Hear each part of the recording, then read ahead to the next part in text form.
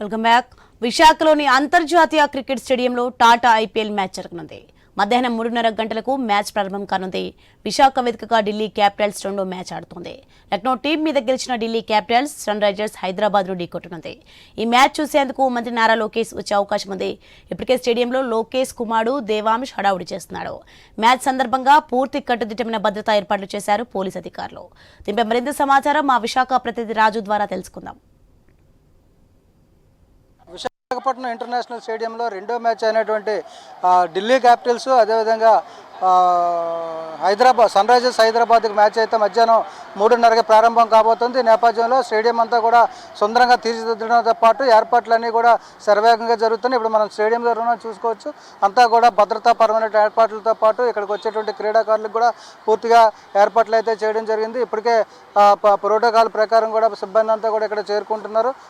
అదేవిధంగా పూర్తి బందోబస్తు ఏర్పాట్లు కూడా చేయడం జరిగింది. ఎక్కడ ఎలాంటి అవాంఛనీయ సంఘటనలు కూడా జరగకుండా కూడా ఇప్పటికే ఏర్పాట్లు పూర్తి చేశారు. దాదాపు అంటే గత వారం రోజుల క్రితం జరిగినటువంటి ఢిల్లీ క్యాపిటల్స్ అదేవిధంగా లక్నో మ్యాచ్ కూడా ఏదైతే ఏర్పాట్లు చేశారో అదేవిధంగా అంతకన్నా కూడా భారీగా ఏర్పాట్లు అయితే ఈ మ్యాచ్లో చేయడం జరిగింది. ఎందుకంటే 28,000 మంది కెపాసిటీ ఉన్నటువంటి ఈ స్టేడియంలో ఈసారి అయితే ఈ మ్యాచ్కి దాదాపు అన్ని టికెట్లు కూడా ఫుల్ అయినట్టుగా తెలుస్తుంది.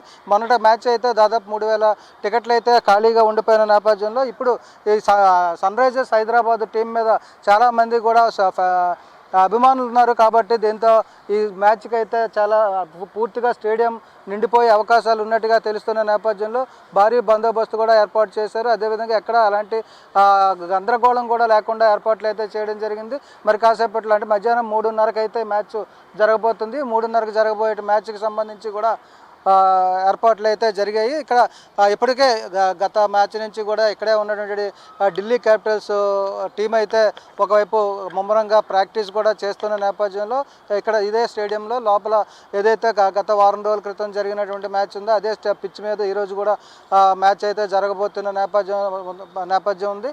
ఈ పరిస్థితుల్లో ఎక్కడా కూడా ఎలాంటి పొరపాట్లు లేకుండా కూడా ఏర్పాట్లు చేయడం జరిగింది. గతంలో నిర్వహించిన మ్యాచ్ కూడా చాలా ప్రశాంతంగా జరిగిన పరిస్థితులు ఉన్నాయి. అదేవిధంగా ఈ మ్యాచ్ కూడా ప్రశాంతంగా జరిపించడానికి అయితే అధికార యంత్రాంగం అదేవిధంగా ఆంధ్ర క్రికెట్ అసోసియేషన్ ఆధ్వర్యంలో సిబ్బంది కూడా పూర్తి స్థాయి ఎఫర్ట్ పెట్టి అయితే పనిచేయడం జరుగుతుంది. ఇక ముఖ్యంగా చూసుకుంటే ఈరోజు జరిగేటువంటి మ్యాచ్కి అయితే నారా లోకేష్ కూడా హాజరయ్యే అవకాశాలు ఉన్నాయి.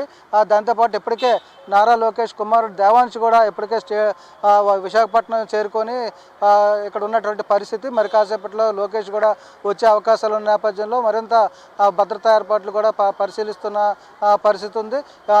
మొన్న చూసుకుంటే ఇప్పటికే ఢిల్లీ క్యాపిటల్స్ ఒక దశలో ఓడిపోతుంది అనుకున్నటువంటి దశలో చివరి దశలో కూడా గెలుపును సాధించి ఈ స్టేడియం హోమ్ స్టేడియంగా ఏదైతే తీసుకుందో ఆ హోమ్ స్టేడియంలో విజయం సాధించి ఉత్సాహంతో ఉంది. మరి ఈరోజు జరిగే మ్యాచ్ కూడా సన్ రైజర్స్ హైదరాబాద్తో పోటీ పడబోతుంది.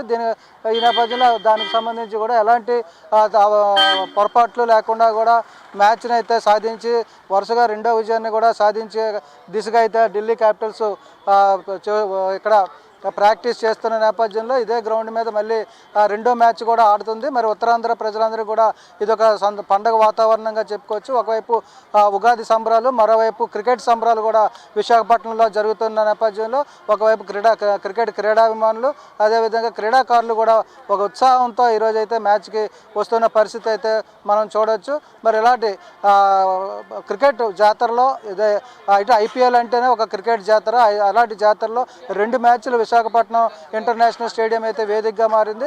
ఇది క్రికెట్ అభిమానులకు ఒక కన్నుల పండుగ అయినట్టు వాతావరణంగా చెప్పుకోవచ్చు. ఈరోజు మధ్యాహ్నం 3:30కి జరిగే మ్యాచ్ కోసం అయితే సర్వం సిద్ధమైందని చెప్పుకోవచ్చు. వీడియో జర్నలిస్ట్ స్వామితో రాజు, ఐ న్యూస్, విశాఖపట్నం.